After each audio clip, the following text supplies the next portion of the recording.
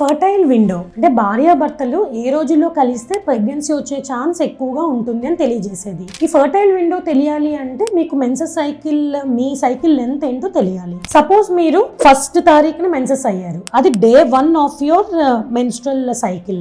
అదే నెల మీరు 29న మెన్సెస్ వచ్చింది అనుకోండి, సో మీ cycle length 28 days. So cycle length ఎంత ఉందో దాని నుంచి మనం 14 డేస్ మైనస్ చేసుకోవాలి. సపోజ్ మీరు నెక్స్ట్ మంత్ 1st అయ్యారనుకో, మీ సైకిల్ లెంత్ 30 డేస్, దాని నుంచి 14 డేస్ మైనస్ చేస్తే 16th is your ovulation day. So మనం ఒకవేళ 28 డేస్ సైకిల్ అనుకుంటే 14th will be your ovulation day. And మీరు 14 కి ఒక 4 డేస్ ముందు నుంచి అండ్ 14 తర్వాత ఒక 2 డేస్ తర్వాత ఈ 1 వీక్ మీరు కలిసి ఉంటే మీకు ప్రెగ్నెన్సీ వచ్చే ఛాన్స్ ఎక్కువగా ఉంటుంది. ఎప్పుడు కూడా మెన్సెస్ అనేది మనం 2 పార్ట్స్ గా డివైడ్ చేస్తాం. First part follicular phase, second part luteal phase.